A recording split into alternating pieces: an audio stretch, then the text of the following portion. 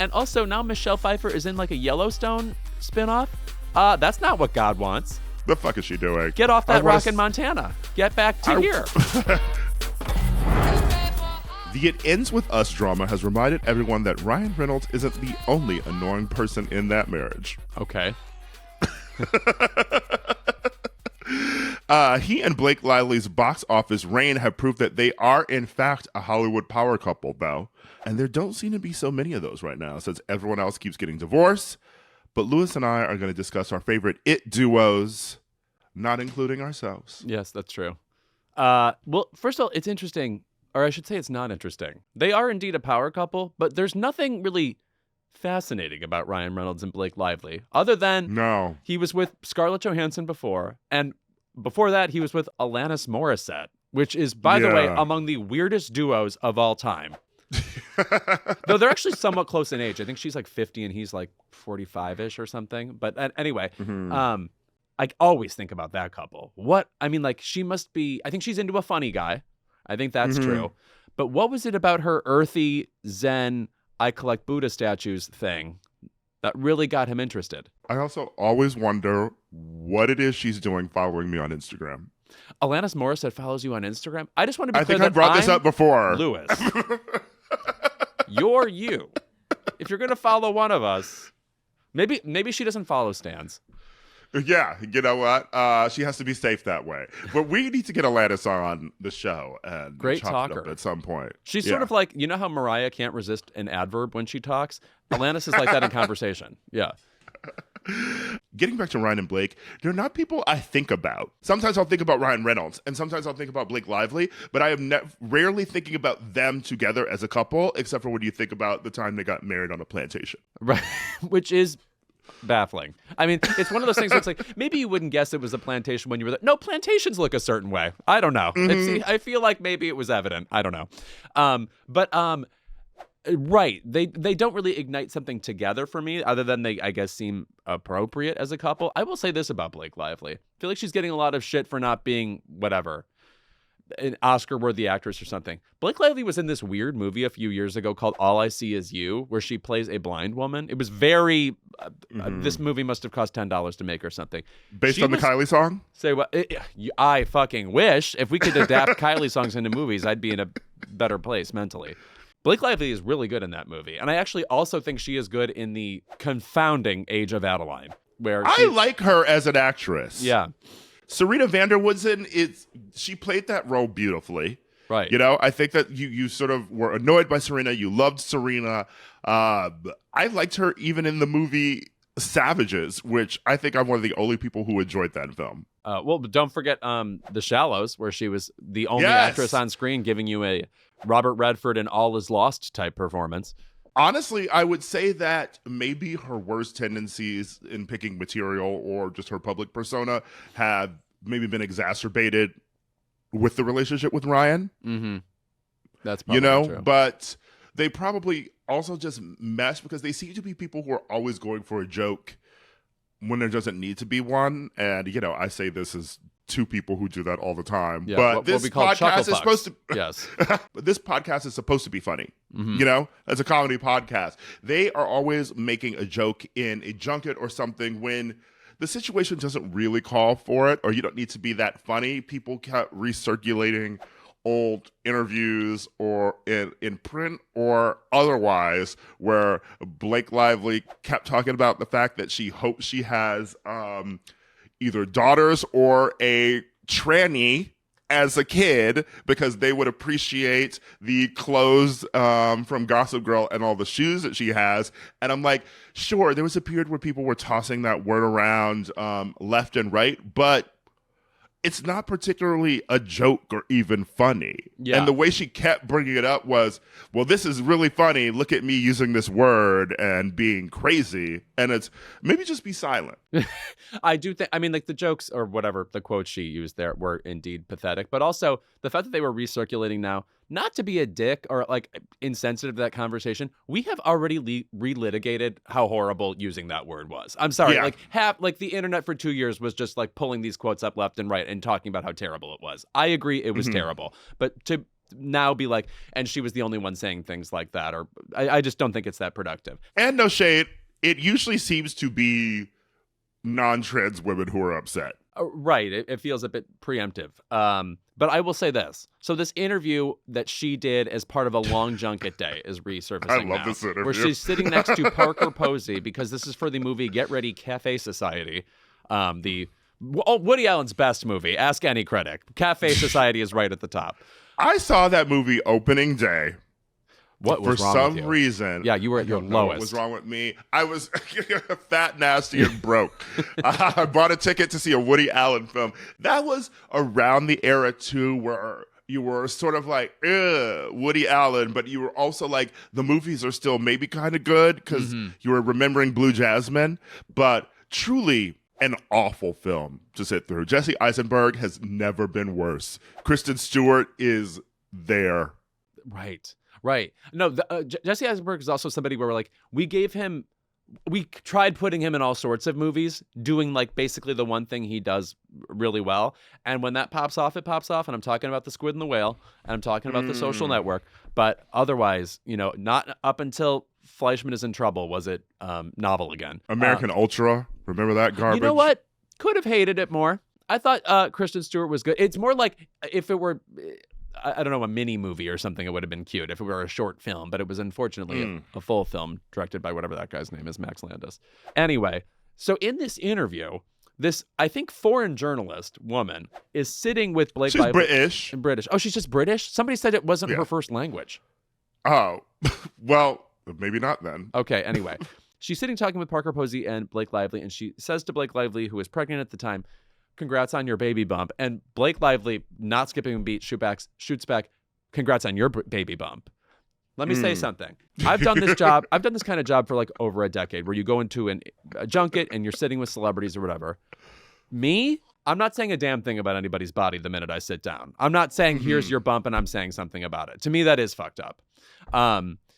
Blake's response might have been a bit jarring, but I don't know, if I were her, and I'm on hour 9 of that junket, and I'm still talking about how Woody Allen, I swear, is a genius, I'm probably a little testy. I will correct you that the actual quote is, "Congrats on your little bump." Oh, okay. Congrats. Which makes it even funnier to me. I like the wit of responding with that, just being a cunt. Yeah. But there is also the backstory of she had recently just announced her pregnancy. So you're going in, and here's a famous actress who's just announced that she's pregnant with Ryan Reynolds, her movie star man. And of course you want to be the person to kind of bring it up. I don't find anything particularly wrong with that. I think what happened is this was also during that era, that very annoying era, I'm going to point out, of ask her more. Like commenting on like, "Oh, you're pregnant," or commenting on the clothes you're wearing. And it's, okay, well, you're engaged in a business where you're being given clothes to wear on the red carpet to promote them. So of course people are going to ask about them, I don't mind it. I think it's funny, to be honest, but she was kind of being a bitch. And then as the interview progresses, she asks, the interviewer asks, what was it like wearing the clothes in the movie? Because it's period, like old Hollywood is where it's set. And Blake immediately goes to the place of, I don't know, would a man be asked that question? And it's a bit pat or answer or a cliche. We hear things like that all the time. Also kind of true, though. I don't know if it's... I don't think that interviewer came in with the most fabulous questions. And then people were saying Parker Posey was being a bitch, and I don't think she was. I think she was sitting there kind of managing the fact that Blake had already checked out of the conversation, so she kept a conversation going with her, so the journalist had something to take with her, since Blake wasn't going to be speaking to the interviewer anymore. Okay, that is another thing I was looking at. That's another thing I'm going to disagree with on, though, because that movie was specifically pointed out for the vintage Chanel pieces that were used in the movie. So if the movie's about these clothes, you're going to ask the actress about those clothes. I think she was just having a bad day and was just rude. Yeah, that's probably true. I'm just saying, like, it's more like she should have been like, She could have asked a more interesting question about the clothes. I don't know. Yeah, I know. It's like, I just sort of hate that specific response of, would you ask a man about that? Because if a man were starring in a film specifically using vintage clothes and like the movie was about like the look of those clothes, you would ask a man that, you know? And the journalist is quick to jump up and be like, yes, I would ask the same thing. Yeah, the reason that people have been annoyed by Blake Lively this week is particularly that response. The would you ask a man this? Because that is the exact sort of response that Taylor Swift fans throw at any criticism of Taylor Swift. And it makes sense that both of them are best friends. Yeah, they do feel like they've had the same media training or something. Yeah. They traffic in this thing of asking them any question is sort of like anti-feminist. And when you saw people sort of talking about Blake this week and how she was promoting this domestic violence film as if it was a rom-com. I mean, we've all seen the TikTok of, ladies, grab your florals and get to the cinema, and all the other drama.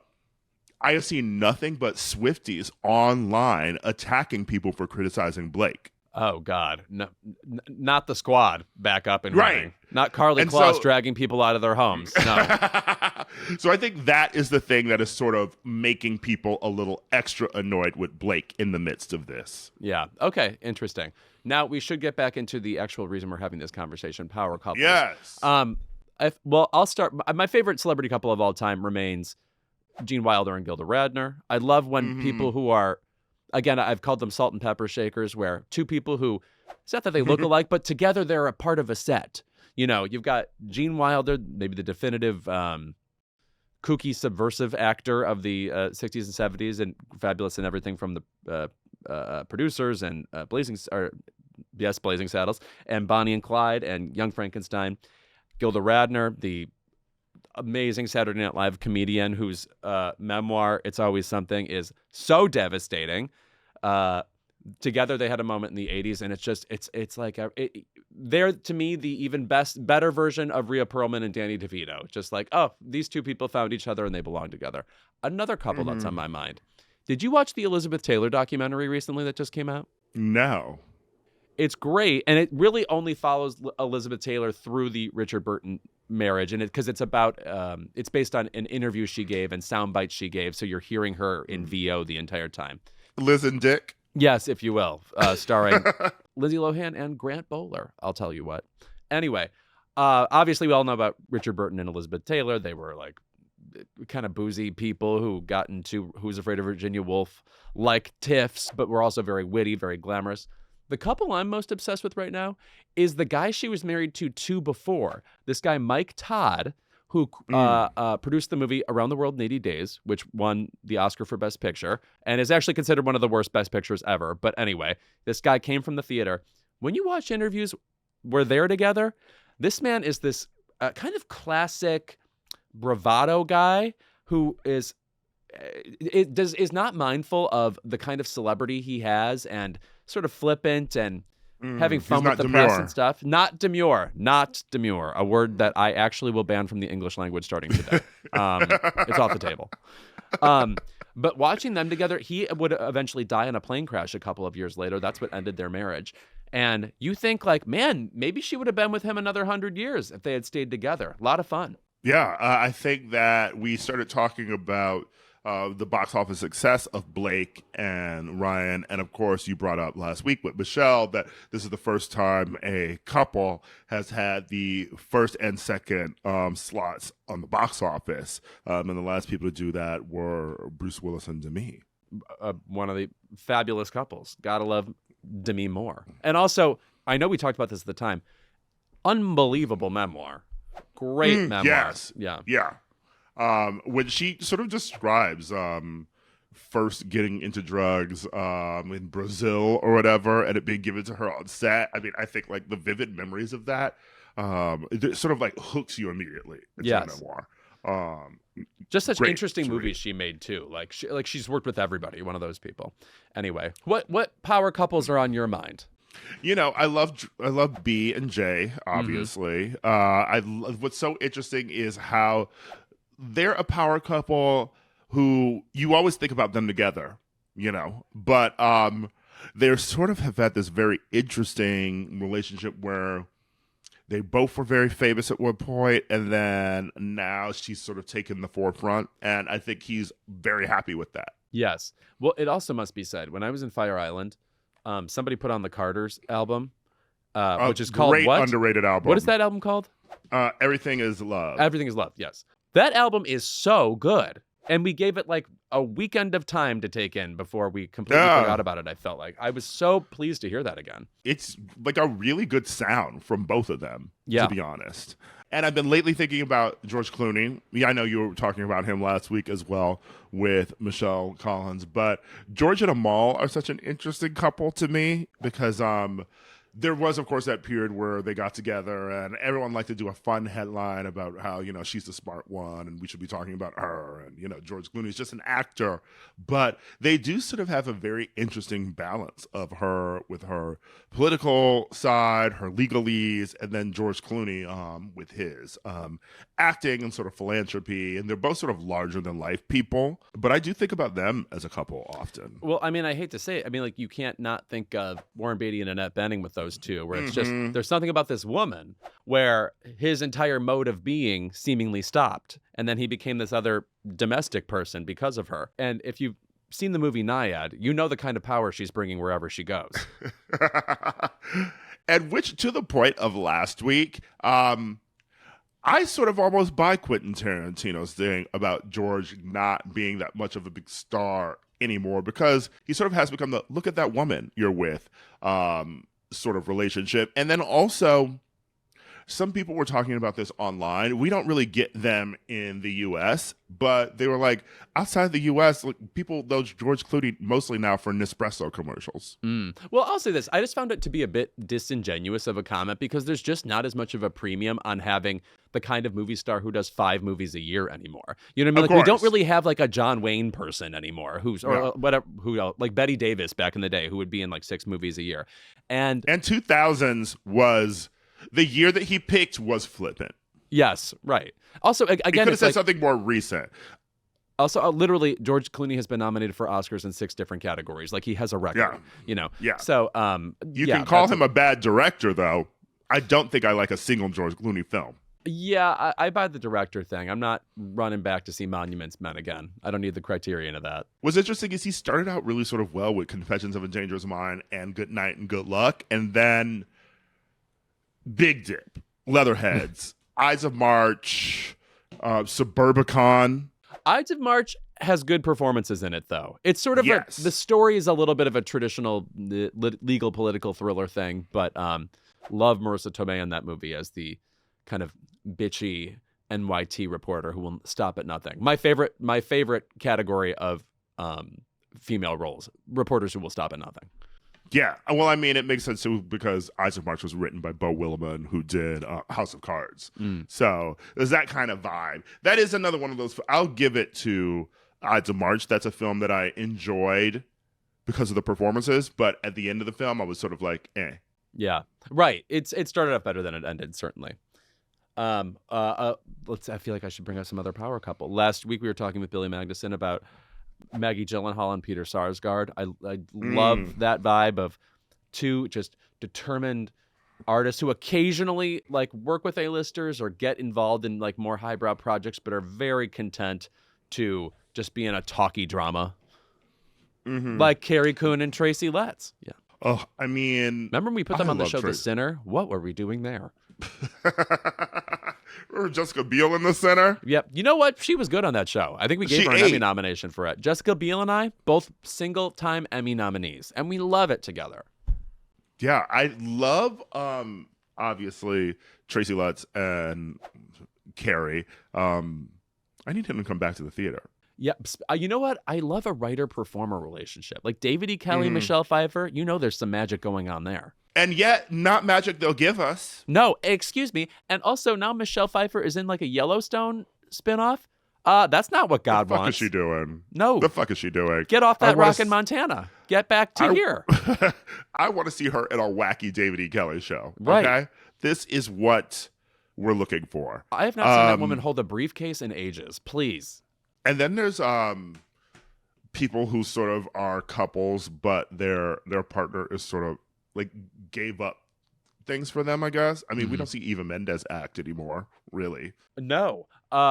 When I was at the Oscars earlier this year and Ryan Gosling was doing the I'm Just Ken performance, she came in and sat down, and I have to tell you, I sat there for a moment and just took her in. I was like, yeah, Eva Mendes, she's where have you been? gorgeous. Now that she's Hitch, she's not in things like Hitch anymore. She used to be the sort of favorable Latina actress that you would put into a film with a black lead, so they wouldn't put a white woman in it to upset America. But here comes Eva Mendes starring opposite Will Smith and Denzel Washington. Right. Okay, very good. Maybe, I guess, one of the other big power couples is Sarah Jessica Parker and Matthew Broderick. Yes. And also, you know what I like about that? I mean, like, these are, first and foremost, theater people. I mean, like, yeah. I also like how they lived kind of parallel lives. Like, they began in the theater and had the same sort of esteem about them in that space. And then they found ways to get into signature teen movies of the 80s, not just Ferris Bueller's Day Off. But if you have not seen Sarah Jessica Parker and Girls Just Want to Have Fun, love her in that movie. And you realize she was fully formed then. It is a full Carrie Bradshaw level performance then. They were in a whole bunch of other movies. And then they got back to the theater. You know, they were both in Plaza Suite together, something we simply do not need to see again. As you know, I will rail against Neil Simon whenever I get the chance. I like Neil Simon, and I didn't even like it. No, it's not just something I need to see. There's something about people in the theater who tend to stay together, I feel like, more because their relationship seems to be, built on this mutual love of the arts and also just sort of doing their own thing. And Yeah. I feel like Hollywood power couples specifically, there's just too much going on in that machine for people to stay together unless you're a little bit removed from it. Yeah, I feel like Broadway couples, the love of a grind is a big part of it. And so there's in a way, I don't know how else to put it, an earthiness about that and those people. Yeah. Which is why I feel like you also have political couples who they're a part of a different grind. You have Barack and Michelle, for instance. And what's and going on with those two? Yeah, I've got questions. You wonder if he's fucking Jennifer Aniston? I did happen to see the cover of a magazine, and I did find it to be a provocative question. Yeah. What's funny is that's been a story that I feel like has been around for 10 years. Yeah, right. And it's just sort of this either insane urban legend or it's true. And I'm like, what?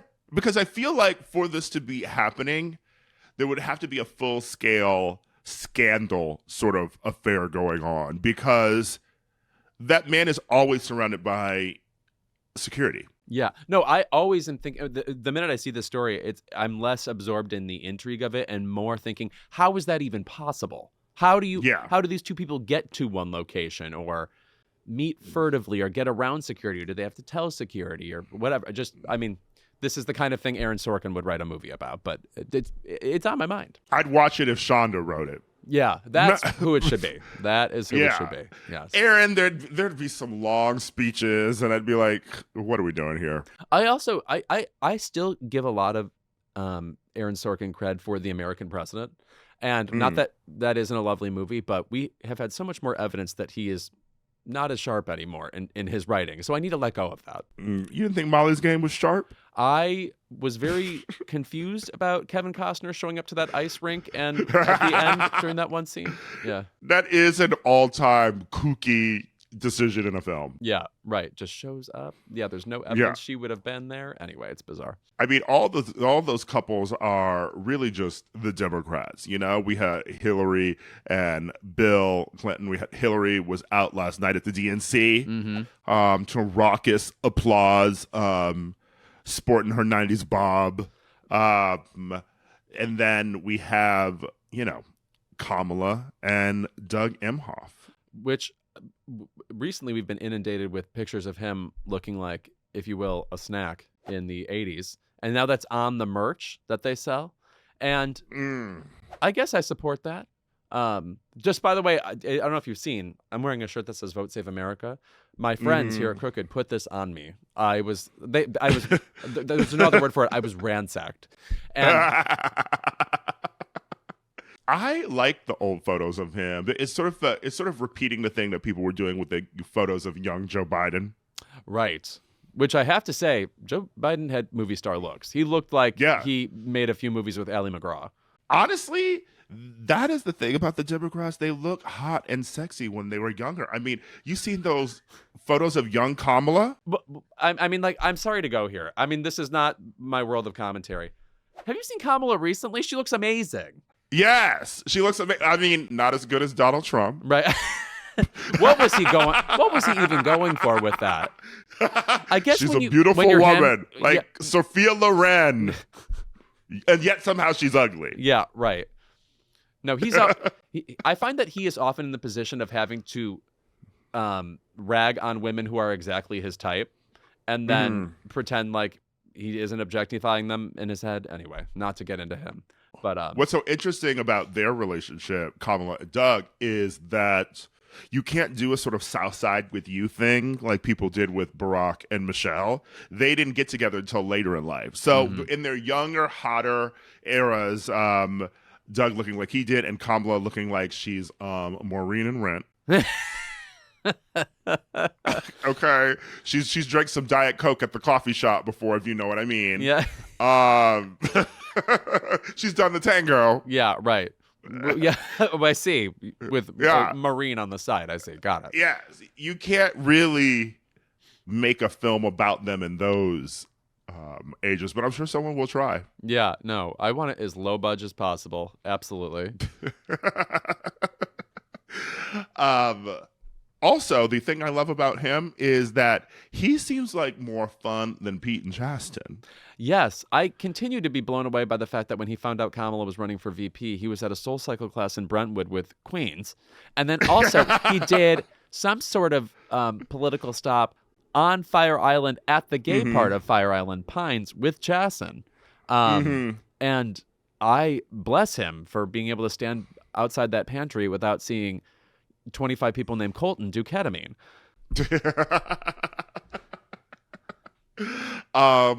Yeah, he's loves queening out.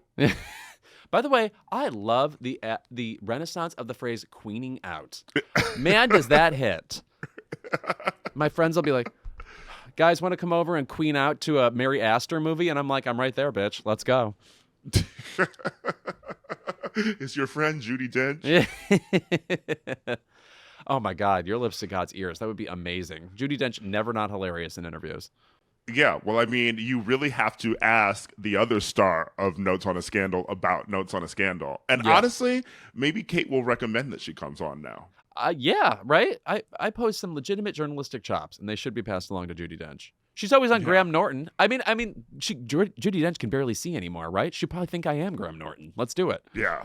Remember when Graham Norton kept insisting that we didn't know who he was? Bitch, name one thing I don't know about, let alone you. Like, you kids are just pretending to care about me and watch my show. I'm like, are you fucking kidding? Speaking of ketamine, how many times I've been on it watching people on your couch just crack me up? Excuse me, I could basically lip sync the Ocean's 8 interview from memory.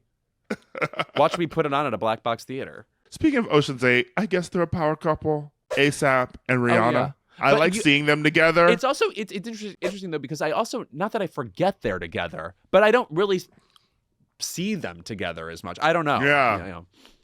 We don't really see her. Right. I think is the problem. She was an entertainer. I don't know if you know this.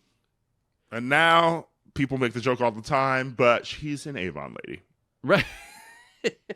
And is constantly dropping just the amount of times that this woman you'll see on Instagram and it's new lipstick line, and it's like it truly is without fail, and it's just it's very funny to me how this woman has shifted from entertaining to just a makeup CEO.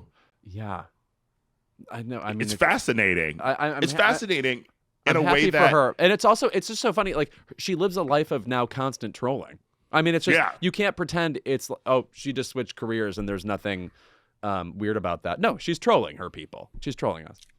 And honestly, I feel like it's sort of a blueprint for future celebrities, because can you imagine plenty of other celebrities who probably would have done a lot better in their lives if they actually had switched to just selling makeup. Oh, yeah. No, I mean, excuse me, when Jessica Simpson happened, how did that not become half of Hollywood? Yeah. Jessica Alba, too. Right. They really were just like, let's just sell some shit. Right.